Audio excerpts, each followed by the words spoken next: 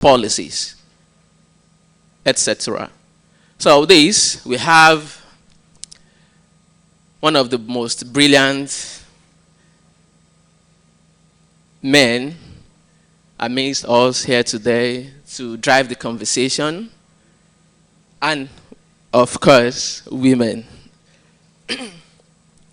To start with, give me a moment.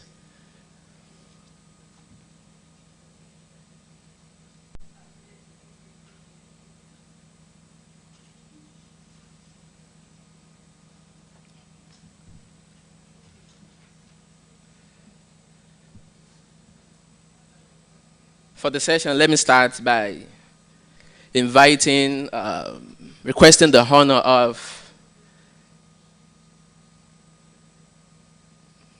Mr. Akitunde Oyebode to the podium, please. A round of applause, please. And as he's joining the podium, Mr. Akitunde Oyebode is a trained economist, passionate about sustainable development, sustainable finance, investment, and youth unemployment.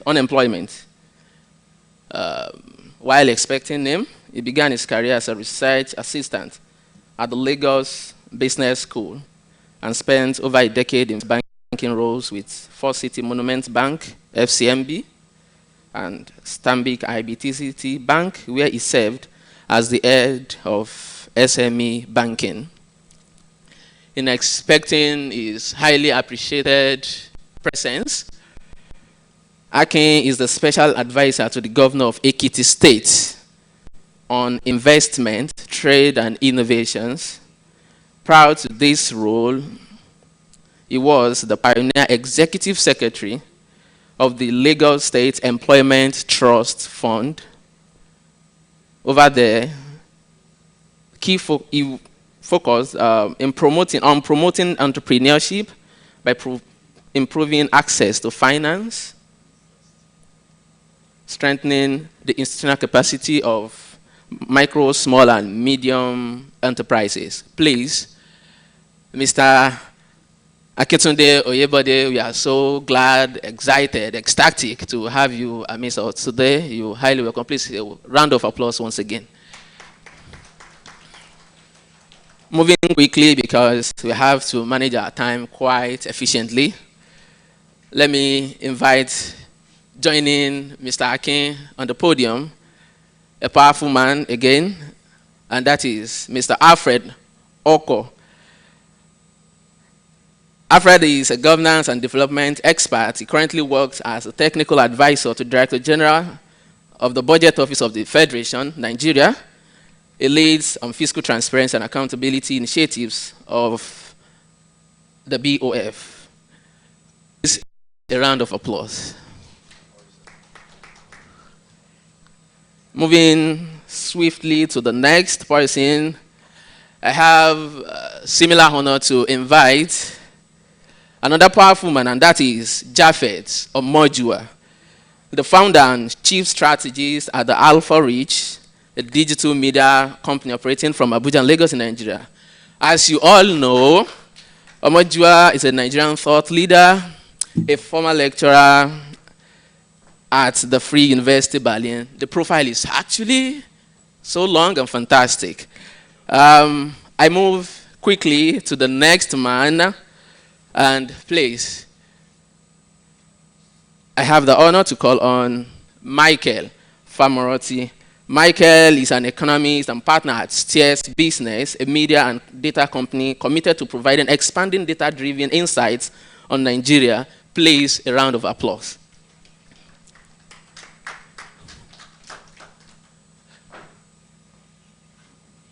Okay. I've forgotten the name.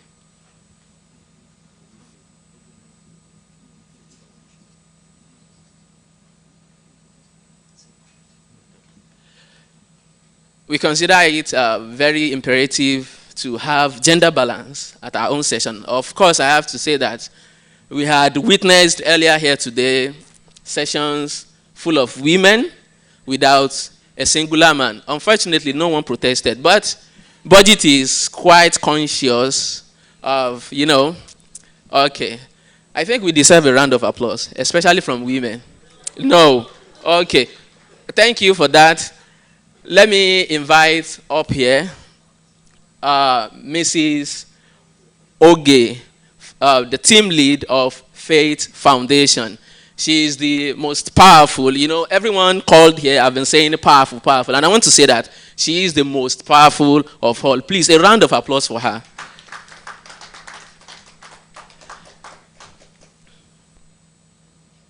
You're welcome, madam. This is where my task ends. I would like to invite my personal Oga, and that is Mr. Atiku Samuel, formerly research lead at Budget, and presently from Spark in Nigeria. It would be, I'm sorry, I have to cut it, I'm very sorry. It would be taking over this session as the moderator. Please, a round of applause. Thank you. Thank you. And thank you, great panelists. I think everybody will brace this occasion. I think the room gets, as we get on, I hope the heat of the room will not actually drive us. But we're hoping that by the end of this conversation, we'll be able to take one step further as we continue to discuss how we move our country forward. As you all know, economic development actually speaks to the process by which nations improve the economics, of course the political, and of course the social well-being of its people. A process, economics, political, social well-being of its people. The people is at the heart of development. And also open data, I always say budget, sorry. Open data actually talks about the philosophy, the attitude of people in government, and of course by extension the private sector, how they begin to set policies, and then how they promote transparency, accountability, and then of course value creation by making data, whether it's government or private data, available to all to be used and reused. Now today we'll be discussing about how you could bring these two broad contexts and concepts together to actually move countries together. And we'll be asking a lot of questions. And one of the key questions is, what are the benefits that governments, of course at subnational level in Nigeria, tends to see if they actually imbibe this philosophy of open data? And more importantly also, how is this concept going to work for the working poor, the have-nots in society, the ones that are vulnerable, as we begin to discuss about social benefits? So that I don't drag us away, we have a very and fairly diverse panelists coming from different, we have people that have worked in the private sector, people that have worked with government, people that have been able to amplify the voices of the masses, the have-not and the working poor. We had people that are actually trying to go around, trying to find ways, no matter how you look at it, everybody's working for one thing, the development of the people. And so I will start by actually asking that question. Why do we really need open data? So that I don't tilt this balance, I think maybe I start from the other hand there. I don't want to call anybody's name. It's actually an open conversation. I know it's been on conversation. I mean, I know the cameras are there rolling, but at least we try to actually express our thoughts our thoughts the way we want to express it. So how? The key question is, how can we actually bring open data and government together to drive development at subnational level? So maybe example is a company in the US that spent about 2 or 3 years just collecting data on building quality in cities in the US. So the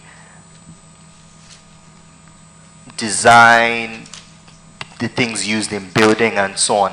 Now, when they aggregated that data, right, they were able to then structure and organize it in a meaningful way. looking at that data set, it doesn't seem like it would affect many people here. But turns out it did, because when natural disasters occurred, the government leveraged that database to target particular buildings that were most in danger, and it's only because that database was collected and then made available that they were able to do that, right? So that's a clear example of how this issue can actually save lives.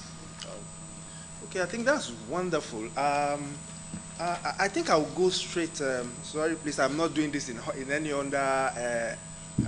Sorry, I'm not doing this in any other. I mean, I'm just wondering, and I'm just reading through some data set data set from the European data portal, which talks about that the market size of businesses in the European Union that actually are leveraging open data is in the region of about $131 trillion. Trillion naira, sorry, don't let me push this too much, which is about 325 billion. And then overall, after the European Union adopted the open data context, we've seen close to about 100,000 new jobs being created. And so I want to actually ask this question. And the question is actually directed to the special advisor, Mr. Kintunde Oyebode, the special advisor, of course, on investment, trade, and innovation for the Ekiti State government. And I understand that Ekiti State government actually started pioneering the whole philosophy. Of course, I'm not saying the Ekiti State government, they've had changes. I know the whole philosophy around open government data and then open participatory budgeting itself actually started with Ekiti State. And so what's the thinking of, what are you thinking as you advise the government around the opportunities open data actually presents? And then more importantly, how can you actually share that innovations with other people, other states? We understand we are actually facing a big quagmire in Nigerian space. So how can we actually move this forward? Thank you. Thanks, Atiku. So I think first up, as you rightly said, the current governor of Ekiti State during his first stint was clearly a pioneer in terms of first participatory budgeting and open data as it relates to government. So he doesn't even need any advice from me, honestly, in this state. He probably espouses this philosophy a lot more than I can. So it's something that we're very keen to take forward, and take forward very quickly. But also recognize that we've just had, a very quick first budgeting period. And because of the circumstances, he came in October, he had to get this bill ready for the House, and the House itself is leaving. We couldn't do this as robustly as we ought to, but subsequently have no fears that that's going to happen. However, from an, I think first I've had 2 experiences in government, right? And one of the reasons why I think just being open with data is very important is it also helps to refine your thinking, right? When I led the Employment Trust Fund, one of the things that we were very clear about was we would put our audited financial statements out, we will put our impact assessment reports out, we will put all our beneficiaries out. One of the best things we got out of that was that people were very open with us as well in sharing feedback and insights that helped us refine our thinking. For a state like Ekiti, open data is very important because it's a very poor state, right? So I don't know how many of you have been to Ekiti, but I doubt that you went there for any business. There's very limited large-scale commercial activity. So it's very important that you utilize the limited resources you have, as best as you can. The only way to do that is by being empirical and being quantitative with decision-making. So a lot of the work we're going to do and we're doing now is actually collecting baseline information, right? That will make available to people, right? So we're not collecting it and holding it, right? So around maternal mortality, infant mortality, literacy levels, gender data, power consumption data. These are things that we need to know to be able to understand where exactly are we intervening, what do we expect those investments to return, and we start to track, the impact of these interventions. Now, this is how government has to run. especially in a period where resources are constrained, right? So you can't, it's not a laboratory anymore. You can't do too many test and learn projects, right? But also, it's important as well from the private perspective that before an investor comes into the States, we don't want you to have to know me or know the governor or know someone in cabinet. Our goal very quickly is that you can go online to some website, and if you want to know anything about the States, where is cocoa produced, in what quantity, where is the land best for this, what percentage of that land is cleared. You don't need to know anybody to have access to that information. So that wherever you are in the world, you can take at least a first level investment decision, right? And then do a lot more diligence subsequently. So, I mean, for us, there are one or two states who are far ahead of us in that process. Some of them across the Niger. We're trying very quickly to catch up with these people. And one of the things that has helped us is learning from, for example, a state like Kaduna, and what they've done. Next door to us, learning from Ondo and what they're doing. So we are also keen that when we get some things right, that peer review and learning environment needs to continue. So we'll also share some of our insights with some of the other states. Thank you. Oh, thank you. I mean, I think the takeaway here is that, number one, I think we'll be hoping that Ekiti State will actually be launching a portal soon, and then aggregate virtually all government data together for easy accessibility. And let's go through this. But most importantly, if you notice in 2015, or probably before 2015, sometimes in 2011, there was a Fiscal Responsibility Act that was passed. And then that brought in a lot of, I'll call it some level of transparency. Of course, some of us will still continue to advocate for more transparency in government. But we've also observed that transparency itself does not necessarily translate to accountability. And then more importantly also, why they are actually undoubtedly, of course, benefit from mobilizing itself, a wide range of actors around these issues. So government needs to be transparent, ABCD. We've also observed that at a point in time, we begin to see people running parallels. Meaning that the more open government is, rather than constructive engagement, we've actually seen people using that to actually create what we call an unsafe space for engagement between government and the people. Of course, the recent election is a good example, where people were using data the way they wish to interpret it. And of course, people in government felt angry that, oh, we are releasing data to you and then you're using it to actually raise some kind of voices. I think my question goes straight to Omoju. I mean, you understand this perspective deeply and you've worked around it. How do you think we can actually ensure that data, when government become more open, and then you continue to, I hope this is not bouncing off, and government become more open. Sorry about that. I think some technical issues. When government become more open, and then we begin to amplify the voices of course, the vulnerable in society, that is not being hijacked to actually descend. Of course, we've seen that happen serially, and then by the time we engage government, they say, oh, is it social media? Is it this one? Is it open data? Why are you putting this? So, some of us are even find culpable in this act anyway. Don't let's go deep into that. So my question is that how do we ensure that we actually create safe spaces for engagement? One. And number two also, when government become open, and then we are trying to advocate for more openness, of course, in quotes, how do we actually drive this conversation so that it's sustainable going forward? Okay, first of all, talking about safe spaces, I think this is one of those places that you can say is a safe space, but you're not going to get that place on the conventional social media spaces. And that's fair enough, because government cannot start to ask for safe spaces when they've not actually themselves created all the necessities that are needed for people to have conversations that are convenient for them and for the citizens. The reason why a lot of people are agitated and angry is because there are too many gaps in their engagement with government. And people can actually see that too many times, whether at the subnational level or at the national level, it looks like governments are trying to wing Nigeria towards development. Like freestyling, like you're rapping, but it was not pre-written. Yeah. We're just freestyling on many fronts. Almost like you're walking in the dark. And that gets people very, very concerned. And in that concern, you get that kind of energy that social media comes with. That is not to say that there are people that, irrespective of what happens, they just express the insanity that they like to express, irrespective of what they think of the issue is. But outside of those sort of people that are committed to being like that, I think the responsibility is on government side to be as open as possible, so that the debates are about, so where do we go, rather than are about this is it or this is not it. I see a lot of conversation between budget and some government officials, for instance, and it's always from the part of the government official saying this is not true.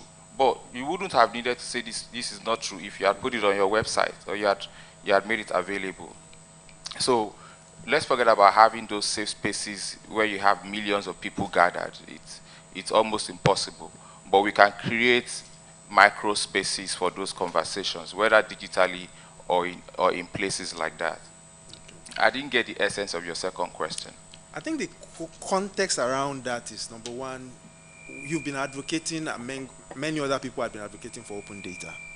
But we've also come to a conclusion that people had also started undermining that itself. Undermining open data? Undermining the mobilization around open data. You see some people saying, why should I? Of course, some people, after mobilizing and actually advocating over a long period of time, get into government and actually start undermining the process itself. I mean, we've seen that happen. Yeah. So I'm asking I'm asking in a very subtle way. I don't want to be, of course, the cameras are there, but I'm asking in a subtle way.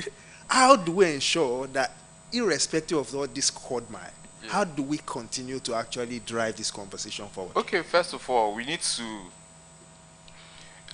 if you want to solve a problem, the first thing you do is to know the depth of that problem. And that's the essence of data. That's why data is driving everything around the world, including sports. Players are being bought today not because of anything, but basically because of your stats. Everywhere, your heat map, where you like to shoot from. And then the club looks at its problems and then they bring you in to come and fix that gap, right? And the depth of the problem with respect to our own society is that we're not a data-driven society in that sense. We are very naturally, over time, secretive society. We don't like to share. In fact, when somebody starts to ask you questions, it starts like, what does he want to do with what illness? Or we don't want people to know. So we need to first of all understand that. One. Two, those that are making change happen have a responsibility to appreciate progress. If you do not appreciate progress, you're going to put yourself in a place where you think nothing is happening, and then you start to give up. My last tweet before this session started was to say that I like the fact that these days when you see an all-male panel, you on the panel and people outside are feeling uncomfortable, like this is not normal, this is not right. But that used to be very normal. But people fought for things like that. We're not really there yet, but the place of not being comfortable is a kind of progress.